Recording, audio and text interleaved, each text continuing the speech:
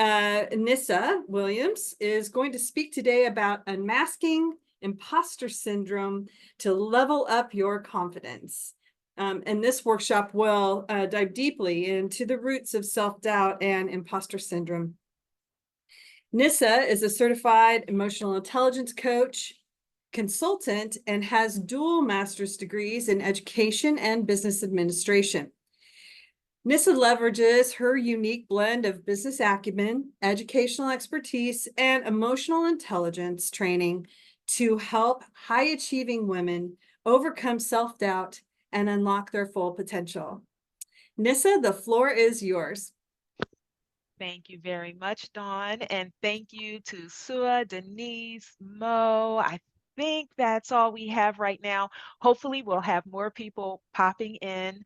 I am number one, so honored and excited to be here with you today. And I am incredibly excited that you decided to not only be here at the summit, but chose to join this session on unmasking imposter syndrome.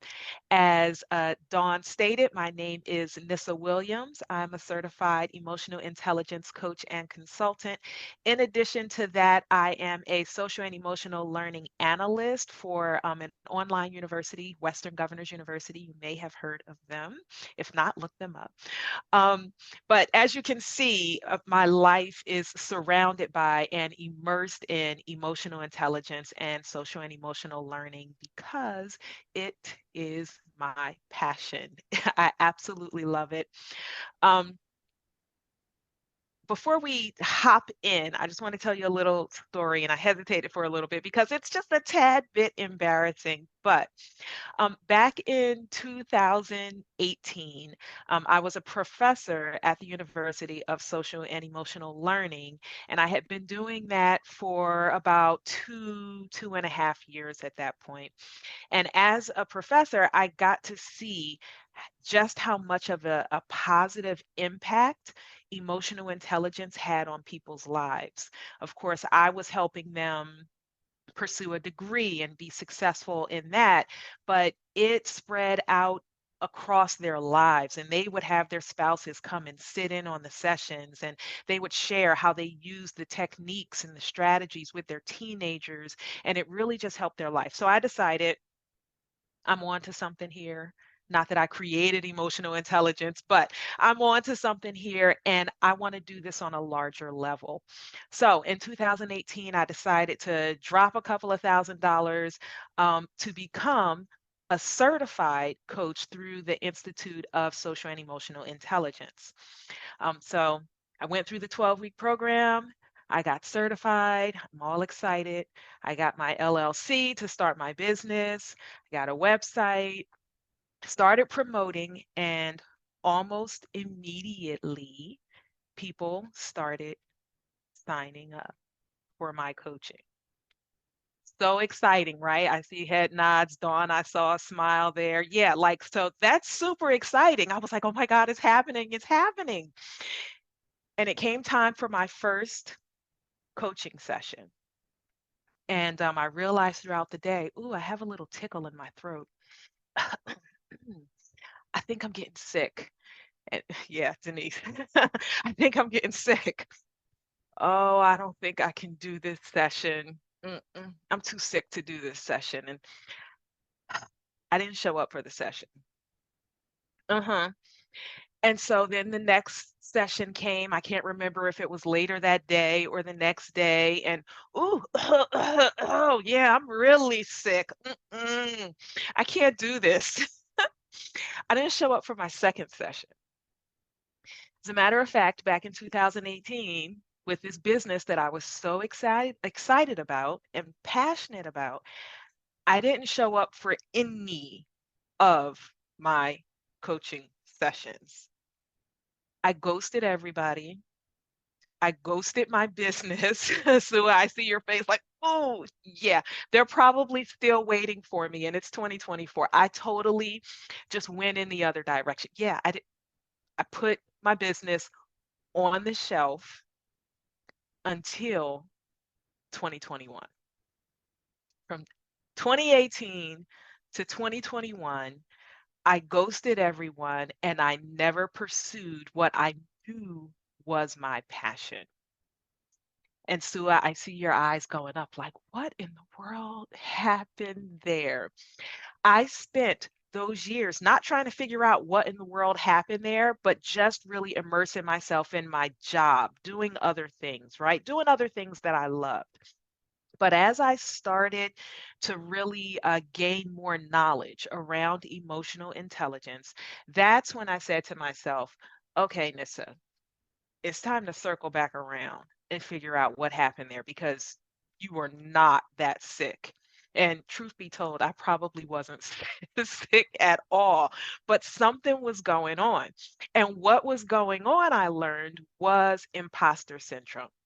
Over the years, we've heard the term before, but I've started diving deep into what imposter syndrome is and what the symptoms are, where it comes from, and how to overcome it because it happens to so many of us. And that is what this workshop is about. As Dawn mentioned in the beginning, we're going to dive deep into the roots of self doubt and imposter syndrome. We'll look at where it comes from, what it looks like, and then the most important part is what are some strategies to overcome it? Because even though I have been now teaching this for years, I am fully immersed in and passionate about emotional intelligence. And I know what imposter syndrome is. It does not stop it from sometimes creeping up on me. And so I need to put these strategies into place as well. So as we go through, you'll see that a lot of the examples that I give and the strategies that I use, it's not just from my education, it's not just from research, it's actually from living it, doing it, and having to overcome it time and time again. Okay? Since we do have a small group here, feel free to use the chat. And that's this slide here. Feel free to use the chat. Raise your hand if you want to hop on the mic, and you can use the mic. But we have the space for that. You see there in the middle, you want to make sure that you have something to jot down some notes if you like. Please don't worry about jotting down everything on all of the slides because I really want you to engage. But if something stands out for you or if there's something that you want to go back to, have something to jot down some notes. And then you'll see, I went backwards, but you see, be honest, right? And what that means is, it doesn't mean be honest with me, although of course I want you to, but it doesn't mean, I'm going to hook you up to a lie detector test and make sure you're telling the truth. Emotional intelligence is all about self awareness and being honest with yourself. So, I was just in a workshop where we learned about the differences between jealousy and envy, right? And I caught myself wanting to say, "Oh, no, I'm not envious of, anything." I said, I need to be honest. Yes, in these particular situations, I was experiencing envy or I was experiencing jealousy so that I can learn from it, grow from it, and move forward. And so it's the same thing here.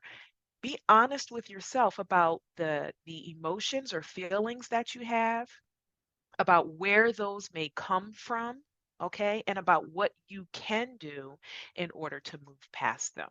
All right. We will talk about what imposter syndrome is, the definition, the origins, and the symptoms. And then we're going to get into the strategies, which is my be brave technique in order to overcome imposter syndrome. So, the first thing I want to cover is what is imposter syndrome? Take a look at this slide here. And at this point, if you want to come off the mic, feel free to do so or use the chat. Have you ever experienced any of these thoughts for yourself? Over here, this is getting hard. I'm not cut out for this. I don't know what I was thinking. Raise your hand if you have ever said that to yourself. Um, I don't know what I was thinking. No one will want my products or services. So, yep, you raised your hand again. This was silly to even think about, or this was stupid. I don't belong at this table, or I don't belong in this room, or in this position. I'm not deserving of this. This right here is something that we don't necessarily say out loud, but we think internally. I don't deserve this, but I'm here, but you feel uncomfortable. Okay.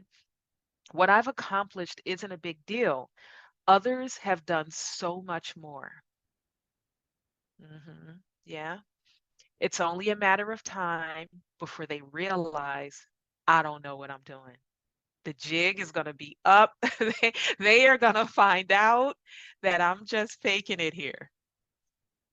Hmm. I am different. I'm different than everybody else in here. They know it and I don't fit in. Or how about, I know it looks like I'm a big deal, but I'm just lucky.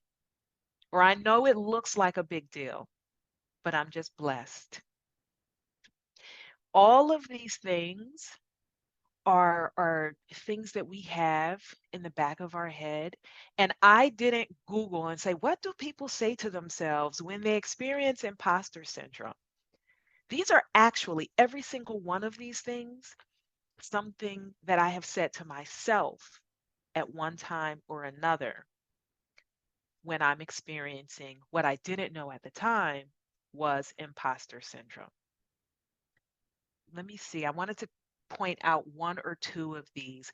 It's only a matter of time before they realize that I don't know what I'm doing. Think about the story that I told before and how I ghosted all of my coaching clients at a time where I should have been so excited that I was immediately getting business.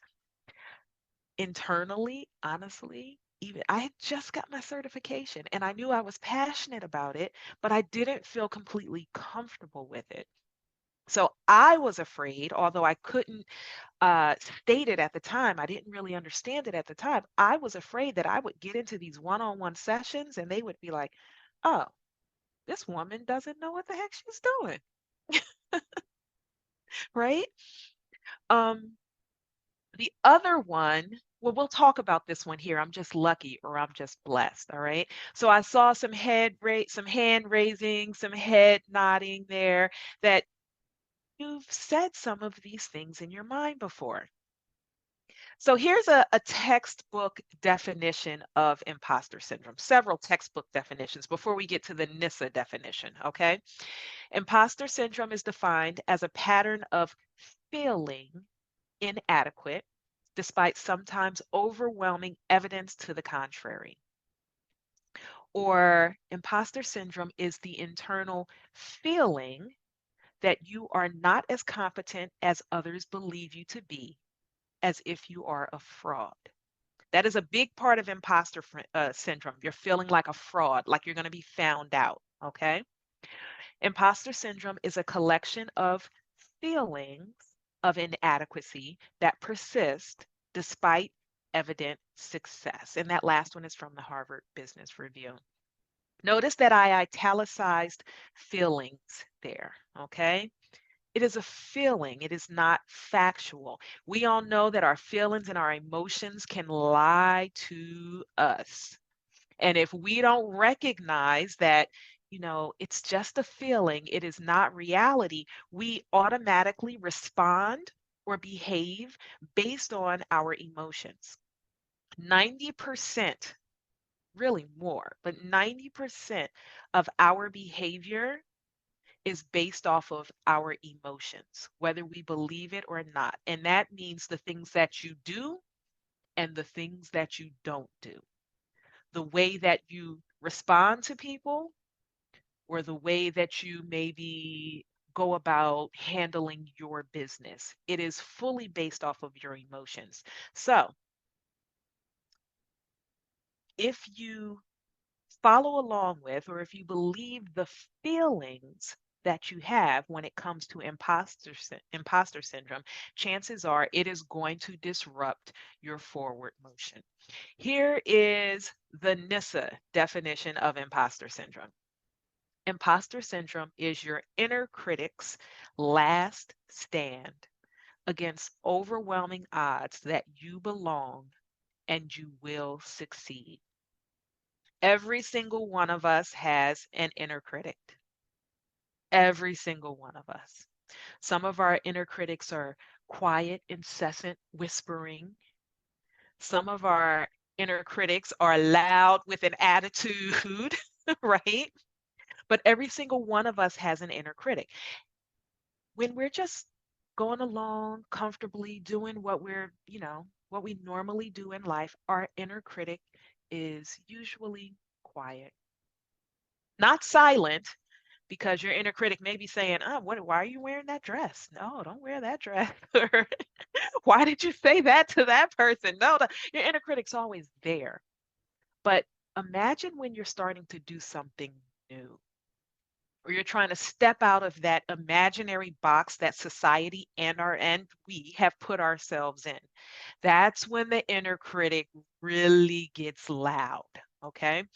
So before we talk about how to silence that inner critic, I want us to s- discover who our inner critic is, because you have to speak to that inner critic. Now, no one leave here and say, "This woman told us to go talking to ourselves.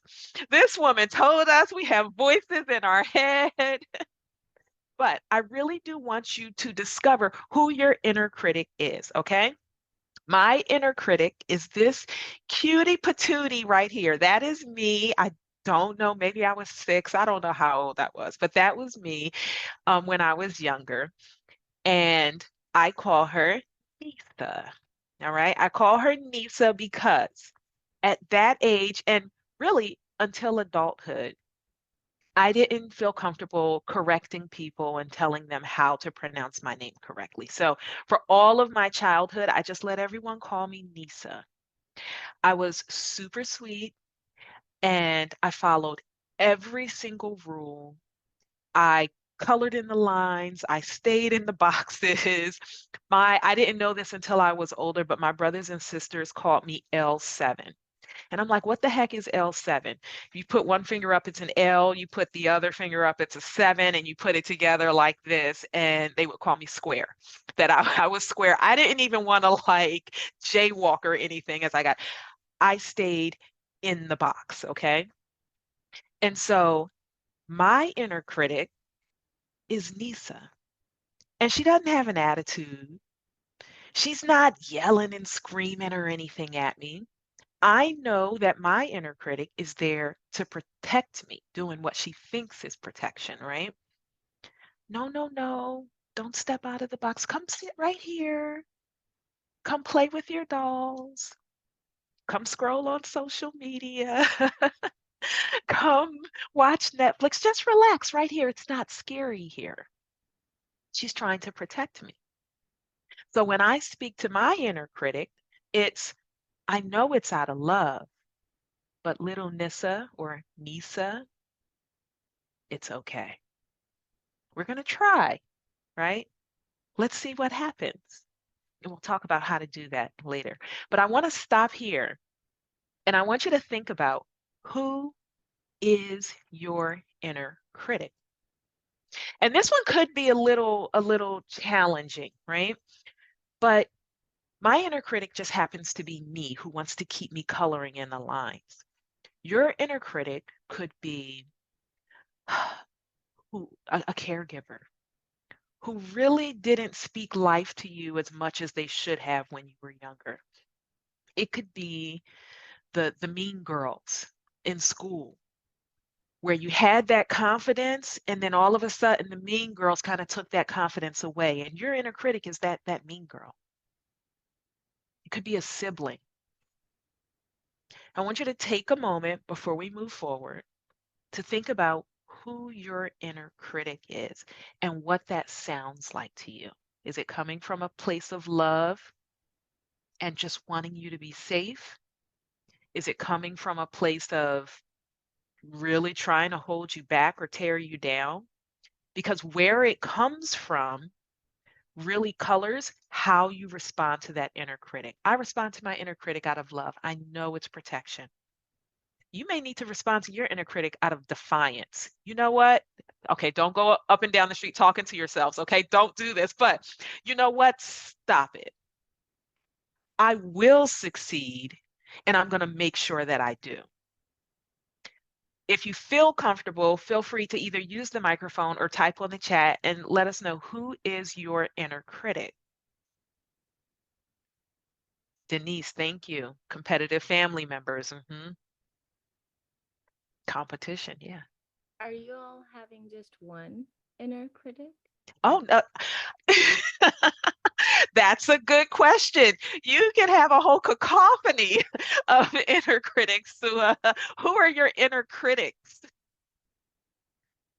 So many different versions of myself, and then other people's other people who I've internalized, kind of. Mhm. And do you feel that, so it depends on where it's coming from. Do you feel that your inner critic is coming from a place of care and protection? Oh, there's Or- a variety. Like I Mhm. sit down and have like a weekly meetings with the With your critics. Let's all sit at this I table have to here. like listen to all of them and like Yes, it's yes. inspiring, yeah. So we'll talk about how to silence them. Thank you, Sua. Sorrel.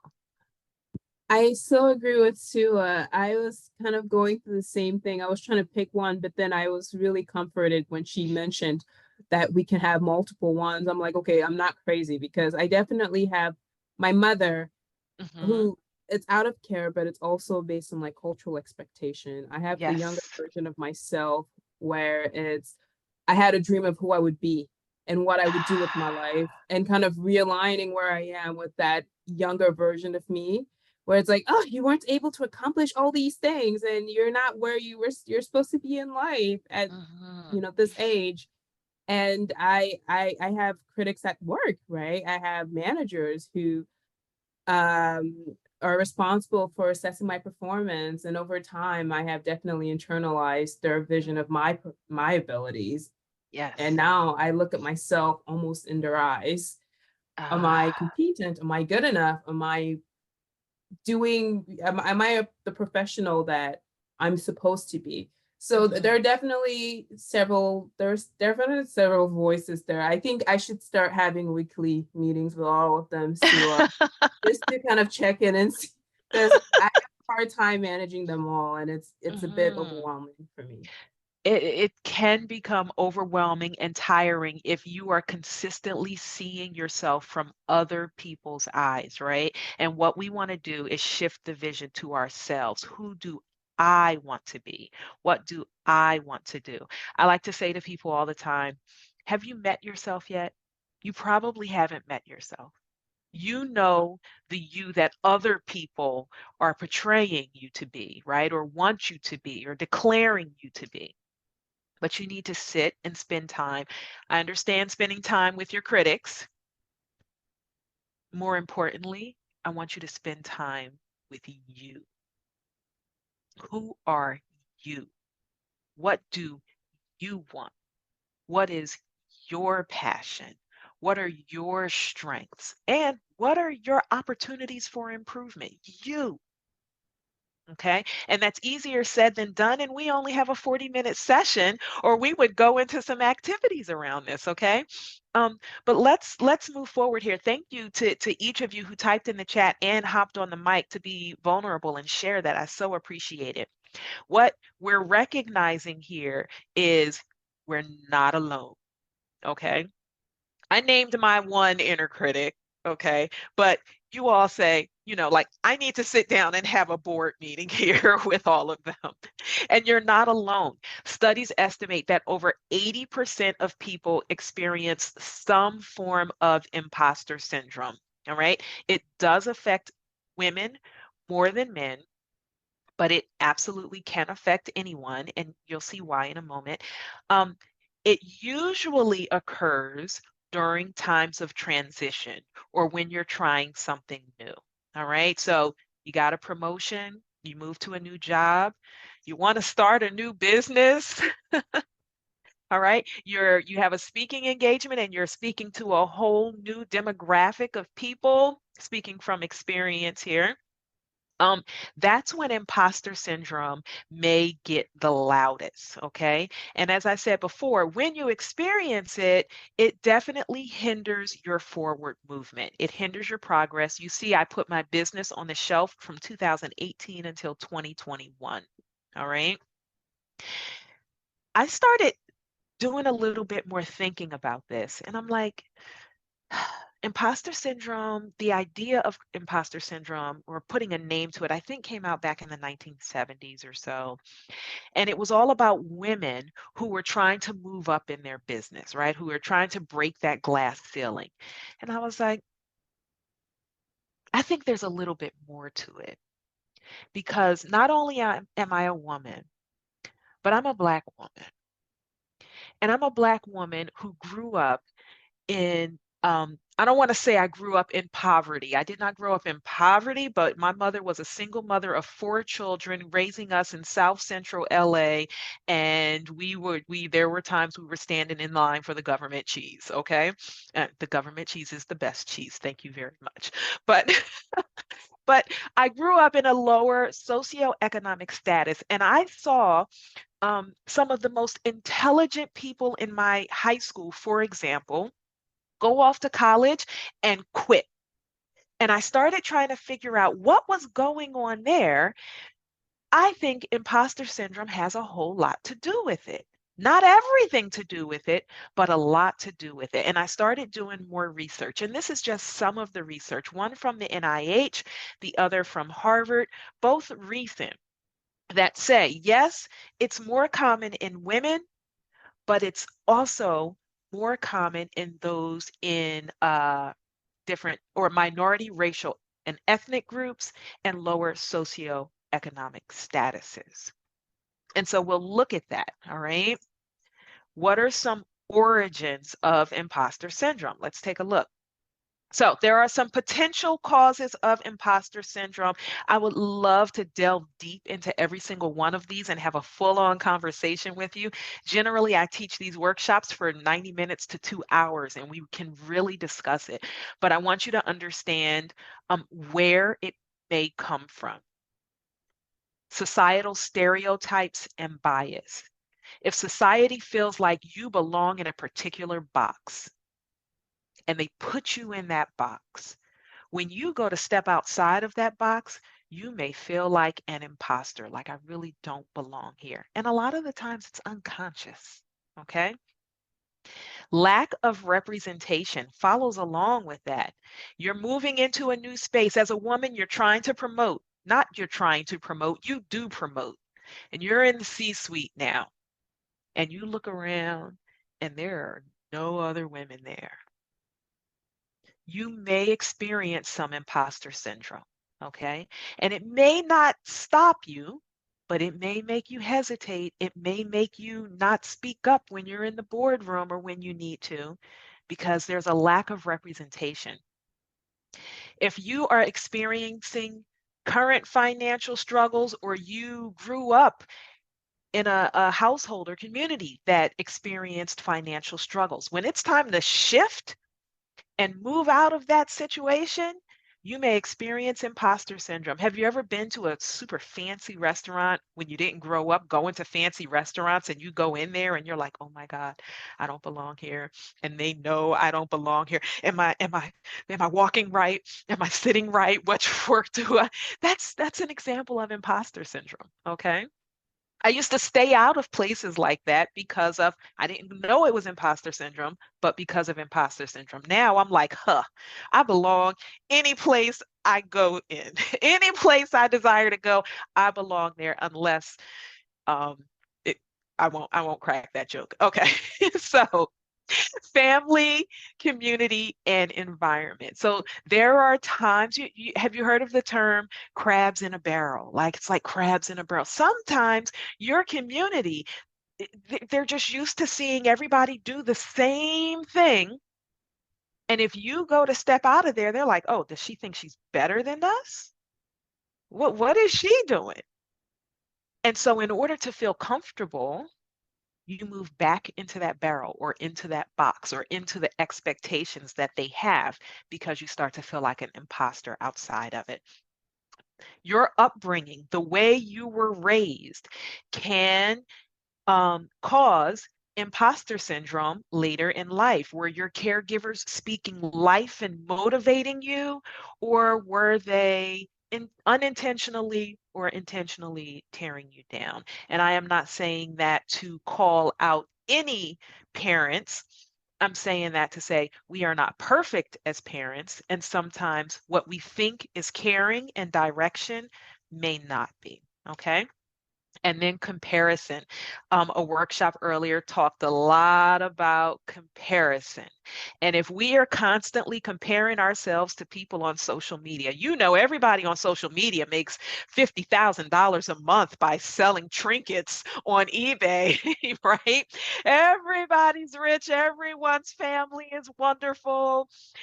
Everything is perfect. And if we are constantly comparing ourselves to them, then we may experience some imposter syndrome when we're trying to make some moves forward. All right.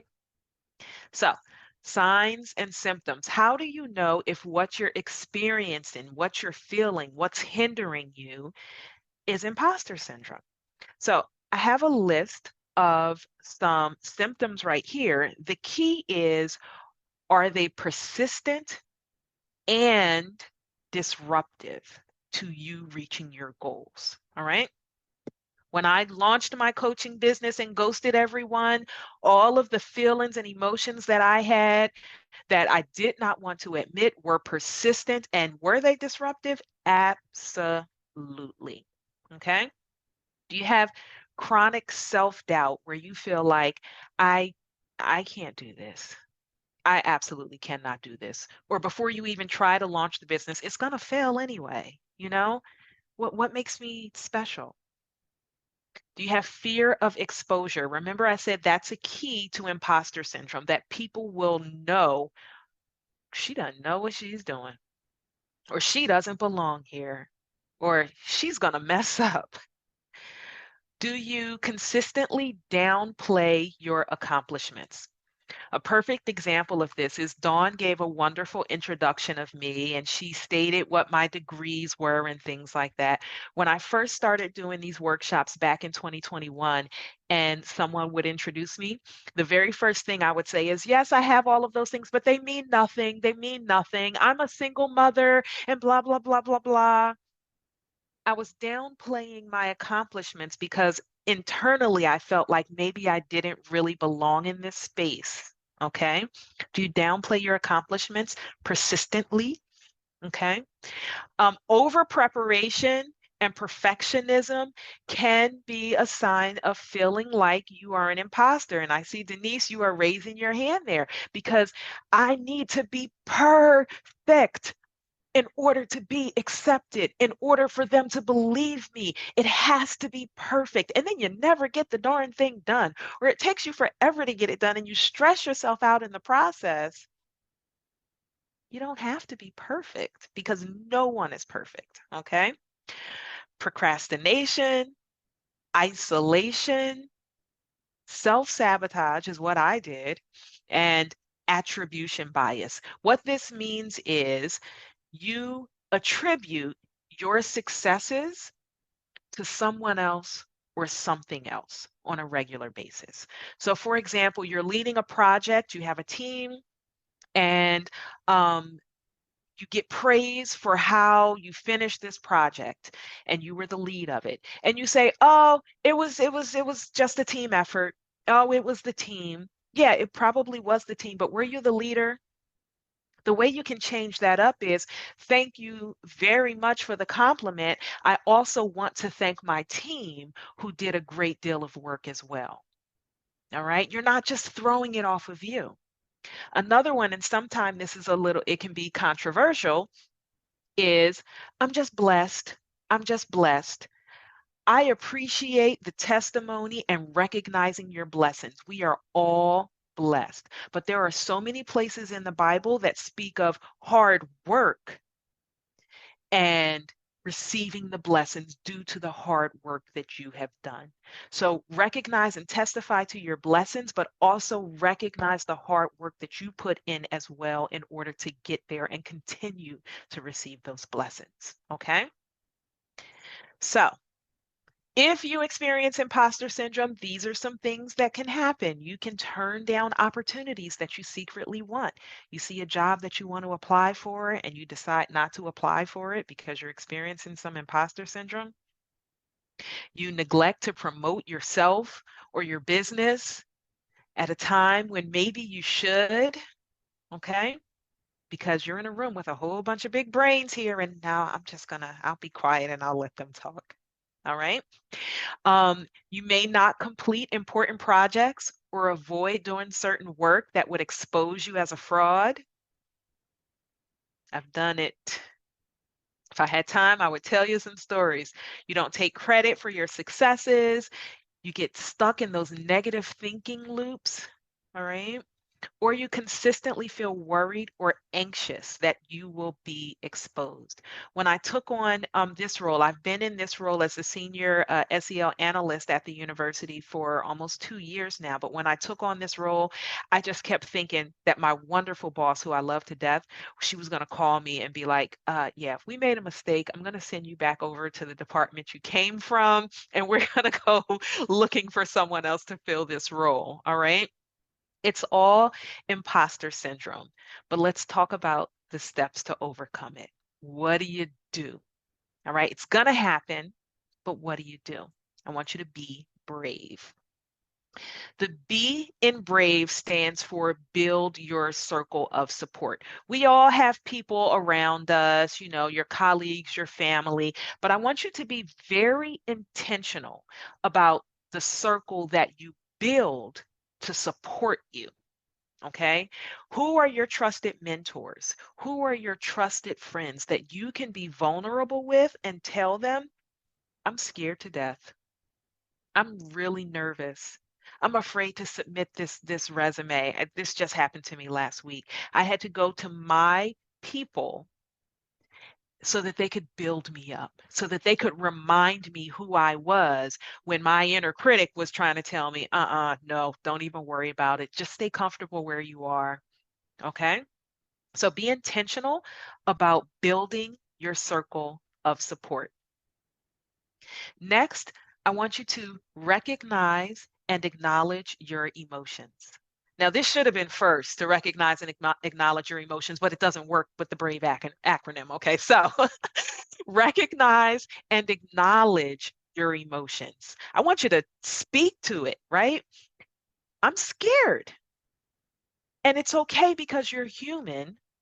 And there is no such thing as fearlessness. There's a such thing as courage in spite of the fear. So recognize that in this moment, I am afraid, and that is okay. And then ask yourself this critical question. I ask myself this question all the time. It works. What would I do if I wasn't afraid? Well, if I wasn't afraid, I would submit for this position that I want. If I wasn't afraid, I would take the speaking engagement. What would you do if you weren't afraid? And then do it. Even while you're afraid, do it. That is courage. Okay. The A stands for affirm yourself. This is so important. I want you to speak to yourself the way you would speak to your child. Would you say to your child, you want to start a business? Well, that's stupid. Nobody's going to buy your lemonade. Don't do it. Would you say to your child, oh, you want to get straight A's? That's kind of hard. I think, no, don't do that. Absolutely not. So speak to yourself the way you would speak to your child. And too often we don't do that. We call ourselves stupid and, so many, oh, you're so stupid, you're so fat, whatever.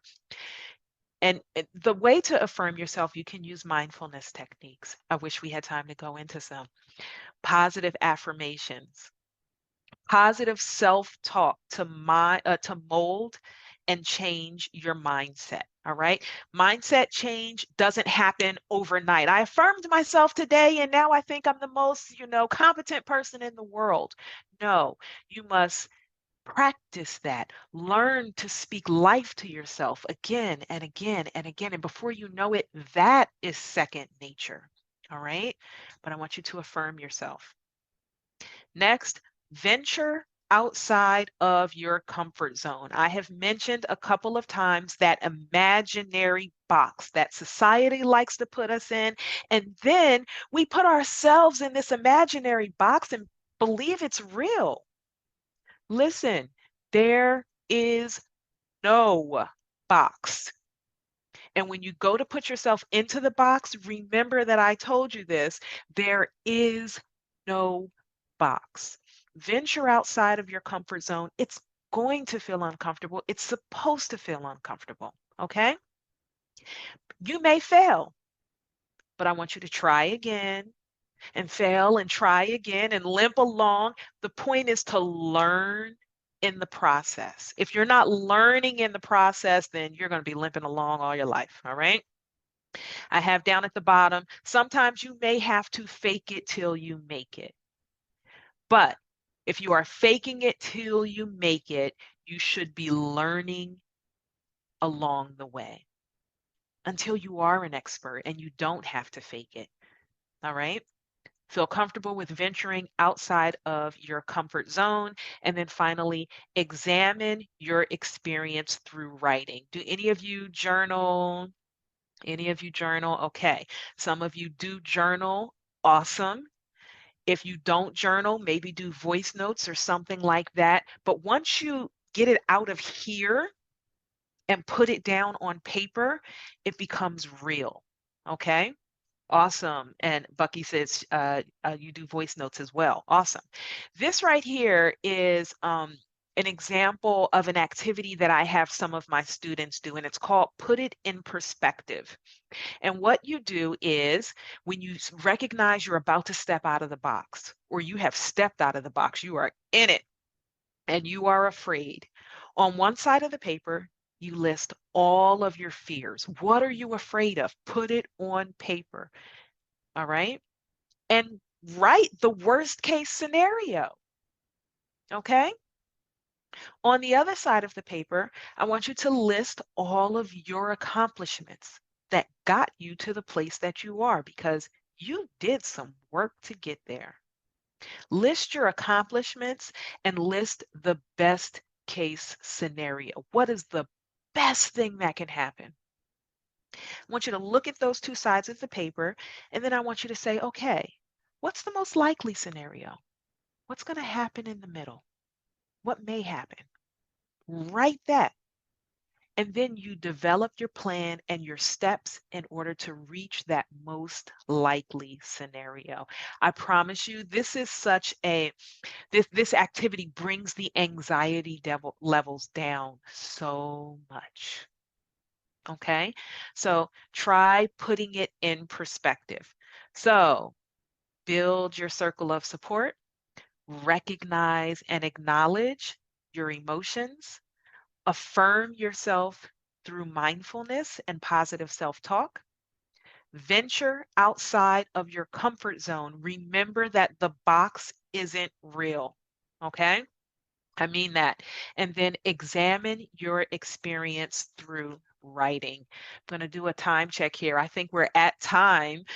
So we know what what I do a workshop on mindfulness too. We know what imposter syndrome is. We know some of the causes where it may come from, and we know some of the symptoms, and then we have our brave technique to overcome it. All right. So, what I want you to remember is that imposter syndrome is just your inner critic's last stand against overwhelming odds that you do belong and you will succeed. You may have to sit around and have a board meeting with all of your inner critics, okay? Or you may have to go through that brave technique, which I had to go through a couple of months ago. But you can silence your inner critic, get it down to a whisper, become your inner critic's friend and change their mindset, all right, in order to unmask and overcome imposter syndrome. You can do it. This is my information right here. And after this, I will take any questions, comments, or input. Feel free to follow me on social media. If you go to my website, you will see any upcoming events and how to sign up for one-on-one coaching. I do or offer a free 30-minute coaching call so that you have an idea of what emotional intelligence coaching is all about and how it can help you, how we can help you reach your goals. I do have a book that is forthcoming. It is called Boss Your Business, Boss Your Feelings, Boss Your Biz.